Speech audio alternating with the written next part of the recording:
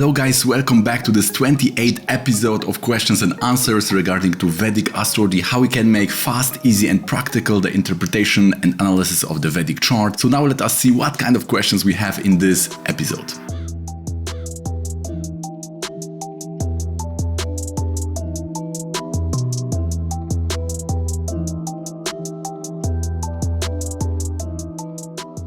So the first, what happens when the nodes are situated in the first and 7 in the avamsa chart? So we know that the avamsa chart is very interesting one because on one hand it is showing our nature and abilities, but also it is used for relationship and marriage. So the person was specifically here asking to talk about the both nodes in the first and 7. So the situation is, for example, in the Rasi chart, when we have the nodes on first and 7, then maybe the feeling of otherness, the person may be the other. Therefore the Rahu and Ketu may build the wall between the two people because Rahu and Ketu are very much opposite. So we may have a lot of confusion, we may not understand what the person is, what their wishes are, what their desires, but also this can be very much related to this cultural conditioning and different customs and so on. Therefore, Rahu and Ketu also shows people from other cultures, other nations, other castes, other varna and so on. When we have this Rahu and Ketu connected to the points of marriage, then there is a very high chance that we will marry someone from other country or at least other culture from the same country.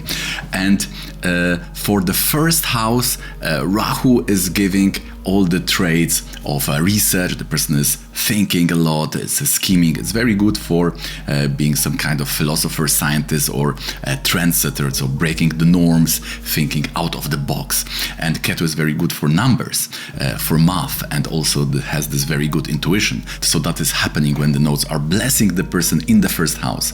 Because if it's in the first house in the Navamsha, then this is providing these abilities.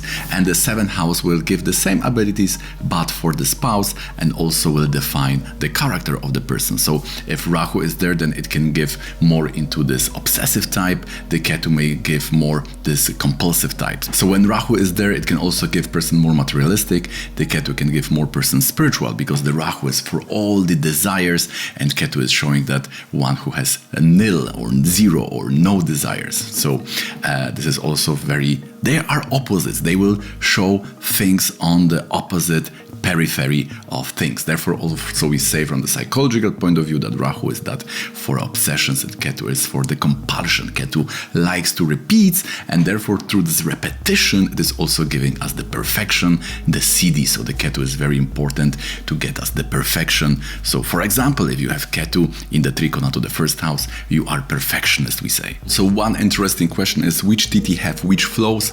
So we can use this very much when we talk about those groupings of Tithi related to various tattvas or elements. And especially I have here in mind two groups. One would be the Bhadra Tithi, which is the 2nd, 6th and 12. And we have also the Rikta Tithi, which is the 4, 9 and 14. So Rikta Tithis may have problems with emotions, and they are usually because the relationship with their emotions or how they express their emotion is like water, so they can be self-relating to themselves. They may have, therefore, troubles to relating emotionally to others. And the Bhadra Tithi people, these 2nd, 7th and 12th lunar day, you can find on which lunar day you were born, just put your birth details into any Vedic astrology software like Devaguru. So the people born on Bhadra Tithi may have too much bias when it comes to external things of partners. They may be very much attracted to looks, perfumes, to clothes. This aesthetic is very much appealing to them. So based on that, these are the two flows of Bhadra and Rikta Tithi. If the 10th from the moon is showing the work, it cannot be so because then the moon will never show the work. So this is very easy to answer because the moon can lording the 10th from the moon or moon can join the 10th lord from the moon. The second one would be, do we read the Tithi Pravesh like the normal chart? So the answer is yes, we are reading it just like the Jataka or the birth chart, but more accurate, we are reading it like the Prashna chart. But again, the Prashna or horary chart we are reading in the same way like the Jataka or the normal chart. The next question is Ketu in 7th house in the Navamsha showing no marriage, so negative. This may show on the other way that one will have only first marriage, depending how the second house is situated in the chart. And then the next one is very similar. If Upapada is in 12 from the Arudha Lagna and also the lords are in second 12, does it mean that this attempt for marriage is failed? So again, it's negative. It may show that if the lord is strong of the Upapada, that this will turn into marriage, but 12 from Arudha Lagna may have another implication. For example, it may be related to a lot of sharing or a lot of giving, a lot of expenses, or maybe there is some distant issues depending on position of the lordship and so on. Next one is, what if the Navamsha ascendant is on the border, it's changing within the 30 seconds? Are we taking the energy of both ascendant to some extent? So I would say that this is very much the Western concept of astrology, and this is not so. We have to arrive at one option, so we need to just learn how to rectify the Navamsha, and based on the past events and qualities, the circumstances of birth and so on, we can rectify the chart based on the planet's placement in the Navamsha chart. So if you want to learn how to do it, then just see this video. The next one is about Venus and Mercury in the third from Arudha Lagna. What happens if the Venus is debilitated? Does it mean that one is getting the rather well than Raja Yoga? So this is exactly what is happening. And if the benefics are weak in the third or sixth from the Arudha Lagna, then this is giving the Raja Yoga. And this can also happen, like in this case, in the Navamsha. But you need to be careful about the conjunction, because the other planet may provide you the Pravraja or spirituality, like it was in the case of Srila Prabhupada. He had also these two benefics. One was exalted, one was debilitated. So you need to take the whole yoga into account. Okay, guys, if you like this video so far, please don't forget to click the thumbs up. And if you like to be notified about similar videos coming up in the future, please subscribe with the bell notification on. And now let's go back to this video. I just want to remind you that we have still few free spots for this upcoming Jyotisha or Vedic astrology course. So if you always wanted to learn the traditional Vedic astrology according to this Sri Achyutananda Parampara, we have a solid methodology, solid, very nice techniques, which will enable you to understand what's going on in the chart. So we are starting with the first module on the 22nd April. Don't miss this opportunity. If you would like to enroll, then just find my email below in the description. The next question is, what is the best remedy for the sarpa yoga? So that is very straight answer here. We need to provide the support to the benefic which is breaking it, because if you have a sarpa yoga, then it means that you have no support. It can also mean you don't have a, as I say, the parent, right? You don't have any angel or have no one to look for you. There is no protection. So you need to strengthen or look for that benefic. You may have Mercury, Venus or Jupiter. That's the best situation. Also, the Lagna Lord may provide such remedy, and if that is not present, then our tradition is giving another option based on the Paksha and the day or night birth. The next question is, Pandit Sanjay Raj said that Moon and Saturn is showing the Kali. Can you tell me what is Moon Venus or Moon Mars? So Moon Venus is associated with Annapurna, and the Moon Mars is normally associated with Chandi. The another one is about Venus, Saturn, Ketu in the 5th house. So this is the exact Tapashvi Yoga. We have the full dedicated video how to interpret this. So if you are interested in that, then just see this video here. Another question is about eclipses. We know that they have effect in the mundane chart, but do we interpret them on the personal level? So very much so. We know, for example, that Sri Chaitanya Mahaprabhu, which is the Shaktavesha or partial avatar of Krishna, he was born on the eclipse, and therefore he has that power to provide us blessing, to liberate us in that Kali Yuga, according to the Vaishnavism, right?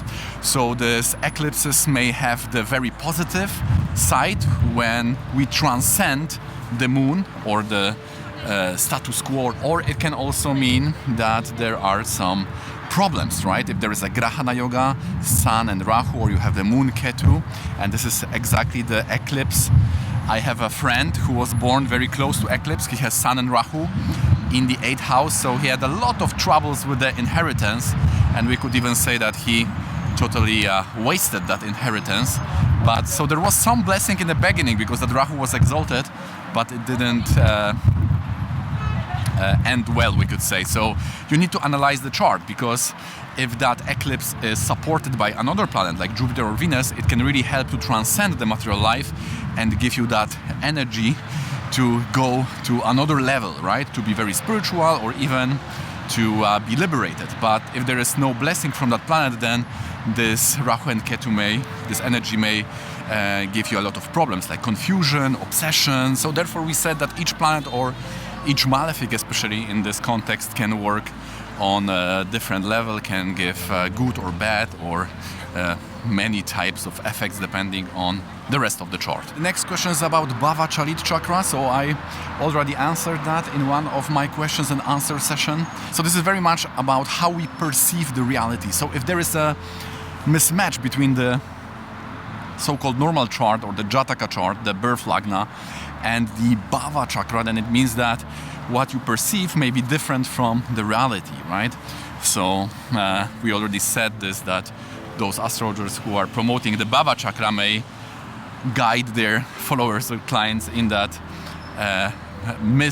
misperception, is such a word, like misperception, but you know what I mean. It can be a problem, right? So if you see this mismatch, then you can make the person aware of that, and you may show how the situation really look like, and what is the difference between the objective reality or the objective karma and the mental perception, right? So this can be different. So that is very, very important to analyze. For example, for people who already had many blunders, many mistakes, or a lot of misses, right, in their approach to work or relationship or health, or whatever the yoga is there with the mismatch. Next question is about what is the difference between analyzing the yogas in the chart from Ascendant and from the moon.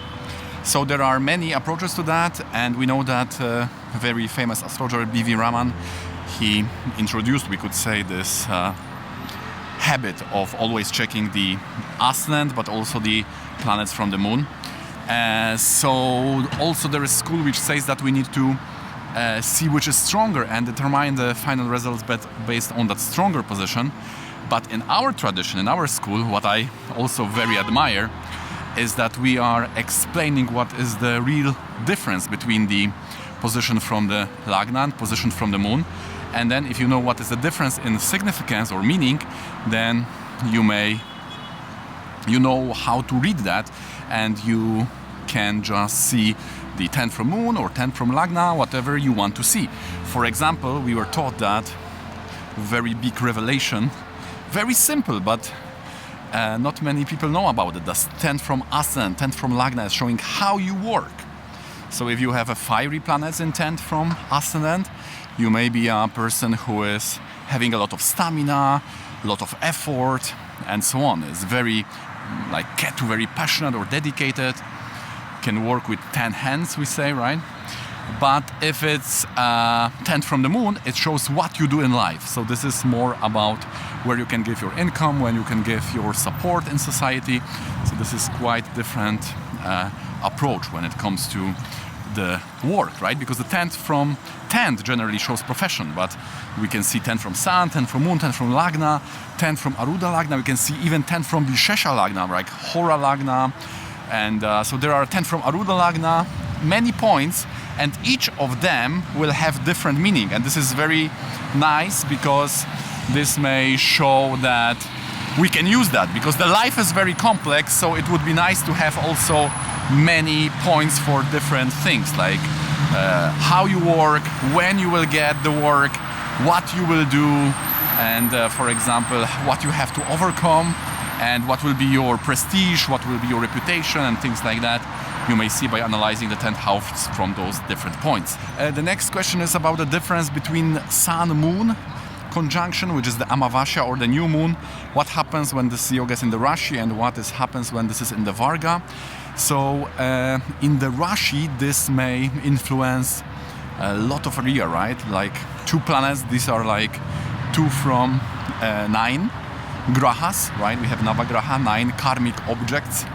So this is a lot. So this can indicate some kind of pattern, some karmic pattern, which will have influence on all areas of life, right? So this is something which will be, we could say, part of character, but I don't want to make it psychological, because then I will be psychologizing the Jyotisha, which is not right, because Jyotisha also is showing the karma outside of the subject, of the psychological subject, but nevertheless is something which will be like something you have on the lenses or something you have on the glass, right? You always see that if this is in the Rasi chart. Whilst when you have this yoga, sun and moon in the Varga, then that problem will be only restricted to that particular Varga. So if it's in the Navamsha, it will be in relationships, it's in Dashamsa, this will be related to work and so on. Okay guys, so that's gonna be it for today. I hope you find this session nice, or at least entertaining. If you do, please don't forget to click the thumbs up, and if you like to see similar videos in the future, please subscribe with the bell notification on. Thank you for being here till the end and being here with me on this channel. And if you like to see the previous sessions of questions and answers, please consider watching this video.